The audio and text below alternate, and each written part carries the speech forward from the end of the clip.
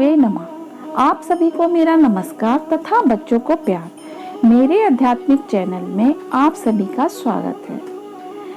सभी देवताओं में जिसका रूप सबसे सुंदर है, जिसकी कथाएं मन को लुभाने वाली हैं, जिसका स्मरण करते ही चंचल धीर वीर गंभीर भगवान की छवि मन में आती है, वो है भगवान कृष्ण। भगवान कृष्ण के जन्मदिन को ही हम सब जन्माष्टमी के रूप में मनाते हैं। आप सभी को जन्माष्टमी की बहुत बहुत बधाई। भगवान कृष्ण का नाम यूं तो बहुत छोटा सा है, परंतु उनका जीवन चरित्र बहुत बड़ा है।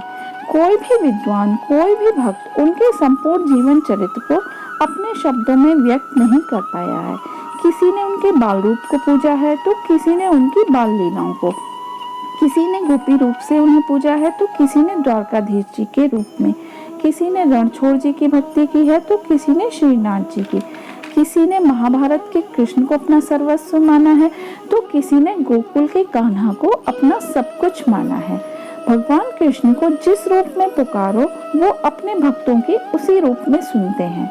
यूं तो भगवान कृष्ण के बहुत सारे नाम हैं, पर उनको ज्यादातर लोग कृष्ण के नाम से ही जानते हैं। भगवान कृष्ण का नाम कृष्ण किसने और क्यों रखा, इसके पीछे भी एक पौराणिक कथा आती है। आज मैं आपको उसी पौराणिक कथा के विषय में बताती हूँ। अगर आपने मेरा चैनल सब्सक्राइब नहीं किया है तो प्लीज इसे सब्सक्राइब कर लें और बेल आइकन को प्रेस कर दें। एक दिन वासुदेव जी की प्रेरणा से कुल पुरोहित गर्गाचार्य जी गोकुल पधारे। नंद यशोदा ने उनका बहुत आदर सत्कार किया और देवकी वसुदेव का हाल पूछा। जब उन्होंने आने का कारण पूछा तो गर्गाचार्य जी ने बताया कि वो पास के गांव में किसी बालक के जन्म लिया है, उसके नामकरण संस्कार के लिए जा रहे हैं। रास्ते में तुम्हारा घर पड़ा था, सो मिलने को आया हूँ। यह सुनकर नंद यशोदा ने अनुरोध किया कि बाबा, हमारे यहाँ भी 2 बालकों ने जन्म लिया है, उनका भी नामकरण कर दो। गर्गाचार्य जी ने मना कर दिया, कहा कि तुम्हें तो हर काम जोर शोर से करने की आदत है, कंस को पता चला तो मेरा जीना मुहाल कर देगा। नंद बाबा कहने लगे, भगवान, हम गौशाला में चुपचाप से नामकरण करवा देंगे, हम किसी को नहीं बताएंगे। यह बात सुनकर गर्गाचार्य जी तैयार हो गए। जब रोहिणी ने सुना कि कुल पुरोहित गर्गाचार्य जी आए हैं तो वो उनका बहुत गुणगान बखान करने लगी। यशोदा बोली, गर्ग इतने बड़े पुरोहित हैं तो ऐसा करते हैं कि हम अपने बच्चे बदल लेते हैं। तुम मेरे लाला को और मैं तुम्हारे पुत्र को लेकर जाऊंगी। देखती हूँ कि कैसे तुम्हारे कुल पुरोहित सच्चाई जानते हैं।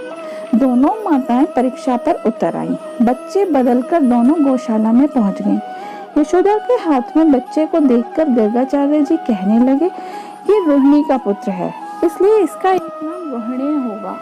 अपने गुणों में ये सबको आनंदित करेगा तो एक नाम राम होगा, और बल में इसके समान कोई नहीं होगा, इसका एक नाम बल भी होगा।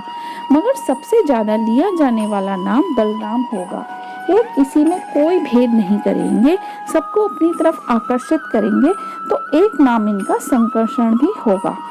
अब जैसे ही रोहिणी के गोद में बालक को देखा तो गर्गाचार्य जी मोहिनी मूर्तिया में खो गए और अपनी सारी सुध-बुध भूल गए। खुली आंखों से ही उन्होंने प्रेम समाधि ले ली। गर्गाचार्य जी ना बोलते थे ना हिलते थे, न जाने इसी तरह कितने पल निकल गए। यह देखकर बाबा यशोदा घबरा गए। हिलाकर पूछने लगे, बाबा क्या हुआ? बालक का नामकरण करने आए हो आप, क्या ये भूल गए? यह सुनकर गर्गाचार्य जी को होश आया और एकदम बोल पड़े, नंद, यह तुम्हारा बालक कोई साधारण इंसान नहीं है। यह तो, इतना कहते हुए ही जैसे उन्होंने उंगली उठाई, कान्हा ने उन्हें आंखें दिखाई।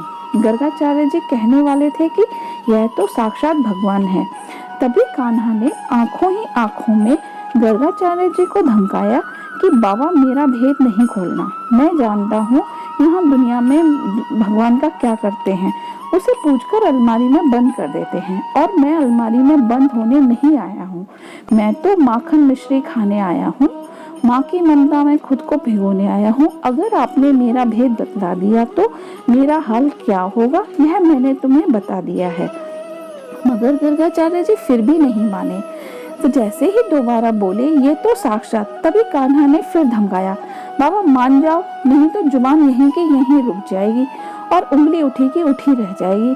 ये सारा खेल आंखों ही आंखों में हो रहा था। पास बैठे नंद यशोदा को कुछ भी पता नहीं चला। अब गर्गाचार्य जी बोल उठे, आपके इस बेटे के नाम अनेकों होंगे। जैसे जैसे यह कर्म करता जाएगा वैसे वैसे नए नाम होते जाएंगे, लेकिन इस बार इसने काला रंग पाया है तो इसलिए इसका एक नाम कृष्ण होगा। इससे पहले यह कई रंगों में आया है। मैया बोली, बाबा ये कैसा नाम बताया है? इसे बोलने में तो मेरी जीभ ने चक्कर खा लिया। कोई आसान नाम बतला दो। तब गर्गाचार्य जी कहने लगे, मैया तुम इसे कन्हैया, कान्हा या कृष्णा कह लेना। यह सुनकर मैया बहुत खुश हुई और मुस्कुरा उठी। उन्होंने सारी उम्र भगवान कृष्ण को कान्हा ही कहकर बुलाया। तो ये थे भगवान कृष्ण के नाम रखने के ऊपर की पौराणिक कथा। आपको मेरी ये कथा कैसी लगी? अपने विचार कमेंट बॉक्स में बताएं।